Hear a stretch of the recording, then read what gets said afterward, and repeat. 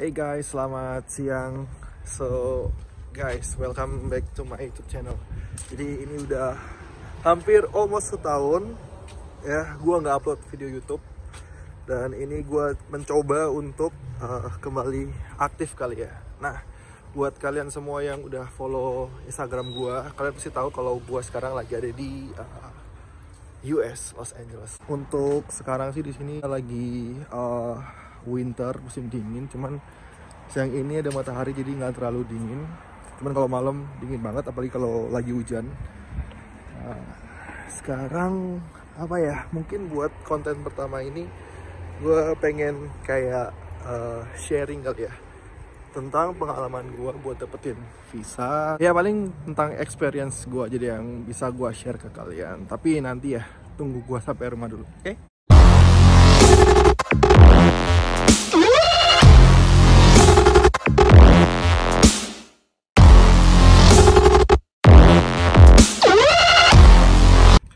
So guys, gue udah sampai di rumah.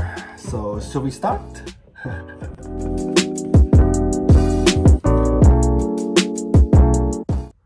Oke, untuk hal-hal apa aja yang perlu kita persiapkan sebelum kita apply untuk visa US. Yang pertama, mungkin kalian mesti punya fixed travel plan. Maksudnya kalian mau liburan kah, atau studi kah, atau untuk kerja kah, terus mau ke kota mana, berapa lama di sana. Karena hal-hal itu semua sih yang akan menentukan nanti kalian akan memakai visa B1 for business, B2 untuk tourism, atau both of them, B1 atau B2 gitu. Terus yang kedua, kalian mesti siapin beberapa surat-surat sih, kayak misalnya akte keluarga, terus kayak sama ya itu kartu keluarga, KTP, paspor, terus foto. Kalian kalau misalnya pengen gampang, kalian tinggal datang ke kayak studio foto, terus kalian bilang, Mas mau pas foto dong untuk visa US gitu. Terus apalagi ya, kalian perlu siapin uang juga sih, uang untuk bayar visanya. Kalau nggak salah kemarin tuh gua masih di harga $160. Kalau dirupiahin berarti itu sebesar 2,3 atau 2,4 kali ya itu. Terus yang terakhir mungkin persiapan mental kita sih, karena waktu interview itu ya walaupun kita udah prepare mateng nih, tapi tetap ya namanya kita nervous itu pasti ada. Jadi kayak lebih mempersiapkan kira-kira mau ditanya apa ya. Tapi kalau menurut gue, as long as kalian nggak berencana buruk di sana, atau misalnya kalian nggak bohong gitu, kalian jawab secara jujur dan kalian udah tahu jelas kalian kepentingannya seperti apa, harusnya sih akan going smooth gitu.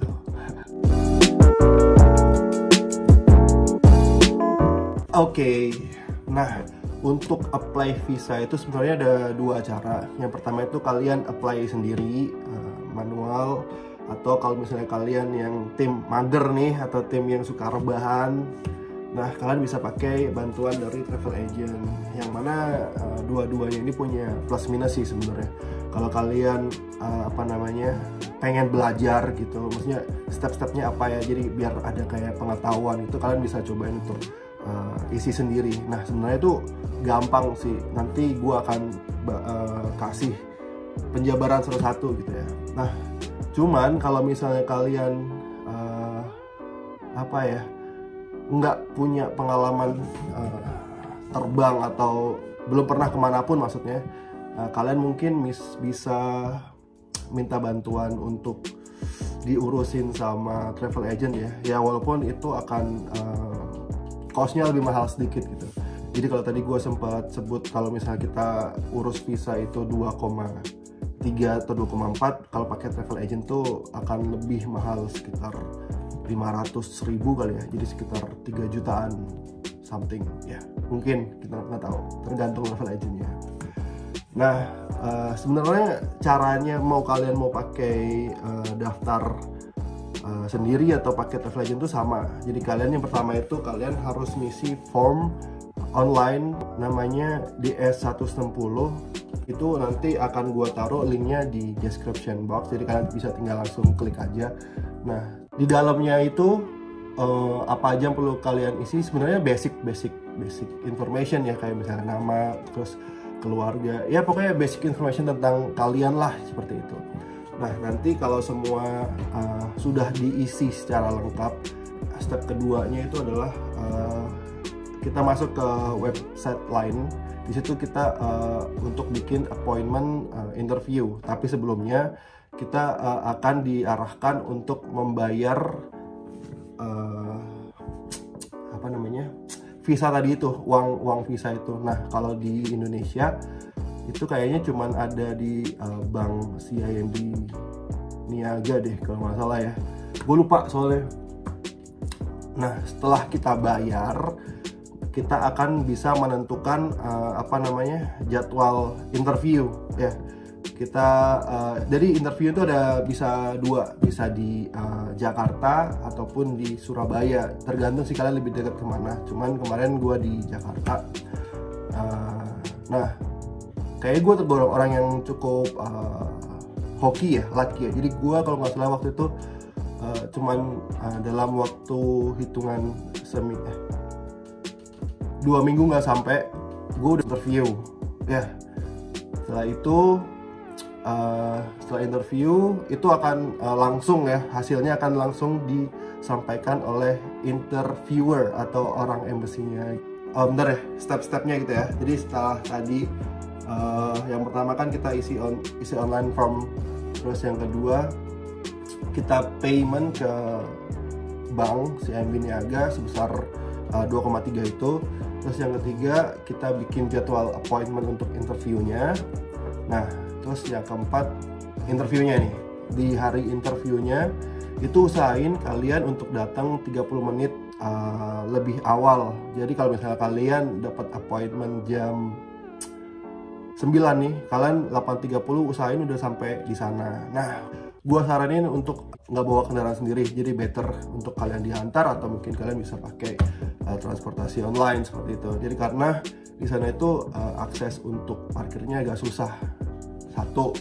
Terus yang kedua, nggak usah bawa barang-barang yang nggak terlalu penting. Kemarin tuh gue cuman bawa beberapa dokumen yang harus dibawa, terus HP, dompet, ya itu doang. Dan kita nggak boleh membawa barang-barang elektronik untuk masuk ke dalam waktu interview itu. Jadi kayak semua perangkat elektronik itu akan dititipin di kayak security lobby gitu. Dan kita bisa ambil kalau nanti kita selesai interview gitu. Nah, pokoknya misalnya kalian datang 8.30 nih, kalian akan datang masuk ke security lobby itu, kalian akan dicek barang-barang apa aja yang boleh dibawa masuk. Terus setelah HP ditinggal, laptop ditinggal, dititipin di situ maksudnya. Nanti kita masuk kayak lorong gitu. Nah, itu nanti sampai di kayak satu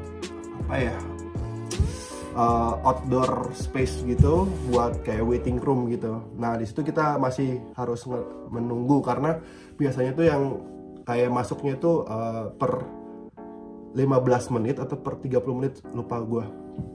Nah, pokoknya itu gue nunggu di situ. Nah, di situ kita bisa kayak ngeliat ekspresi orang gitu.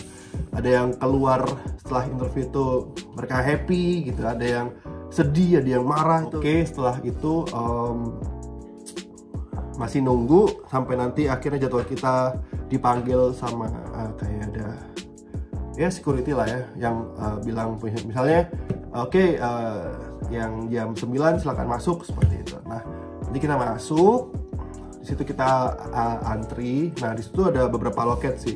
Yang pertama itu kita akan dicek beberapa dokumen yang perlu dibawa. Itu formulir DS160 itu harus di print ya, yang tadi kita isi online itu.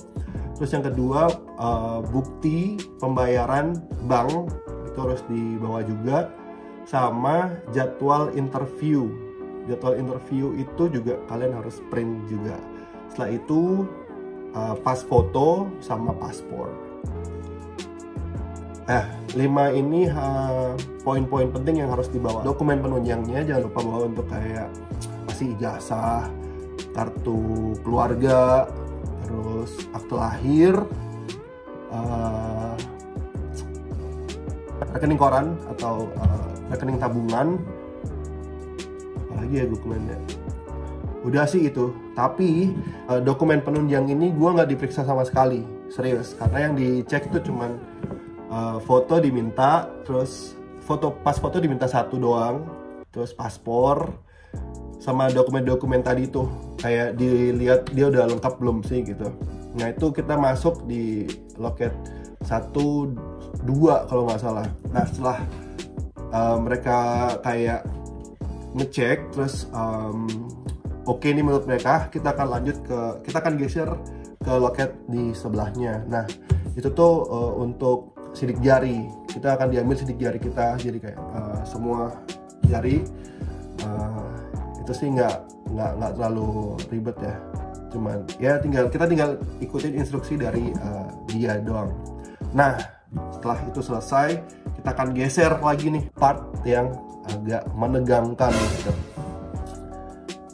Semua yang interview itu adalah ekspatriat atau bule ya tergantung hoki kita masing-masing lah. Ada yang mukanya sih muka-muka nggak friendly ya, tapi kayak muka-muka serius gitu. Jadi mungkin itu yang bikin kita makin kayak ngerasa deg-deg gitu ya, nervous kali ya itu.